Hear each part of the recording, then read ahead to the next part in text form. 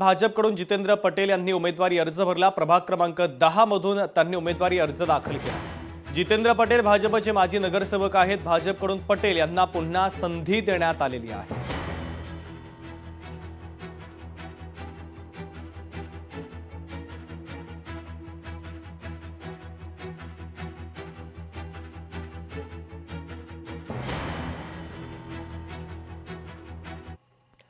पुढची महत्त्वाची बातमी आपण पाहूयात। अखेर काका पुतण्याचं ठरलेलं आहे। पुणे पिंपरी चिंचवडमध्ये 2 राष्ट्रवादी एकत्र लढणारे घड्याळ तुतारी या 2 चिन्हांवर लढणार असून उद्या दुपारपर्यंत जागा वाटप कळेल। रोहित पवार यांनी या संदर्भात माहिती दिलेली आहे।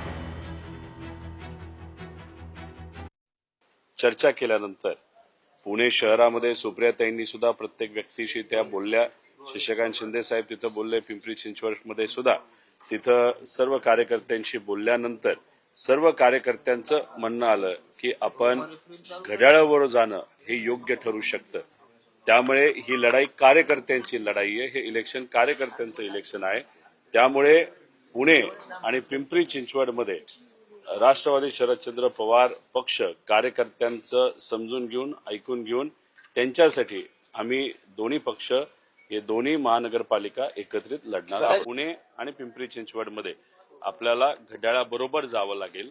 एक गोष्ट तुम्ही समजून घ्या की आम्ही कुठेही घड्याळाच्या चिन्हावर लढणार नाही। आम्ही एकत्रित येऊन घड्याळ एकत्र आणि तुतारी एकत्र असे 2 चिन्ह घेऊन तिथे लढणार आहोत। उद्या शेवटचा दिवस आहे। म्हणजे आजच खरं तर बऱ्याच गोष्टी फायनल होतील। एबी फॉर्म हे आमच्या पक्षांकडनं आमच्या कार्यकर्त्यांना त्या ठिकाणी दिले जातील। घड्याळकडनं घड्याळच्या कार्यकर्त्यांना दिले जातील आणि उद्या दुपारी आपल्या सगळ्यांना किती जागा आम्हाला मिळाल्या याच्याबद्दल स्पष्टपणे काही गोष्टी समजतील। लोकशाही मराठी ऐका, पहा, जागरूक रहा।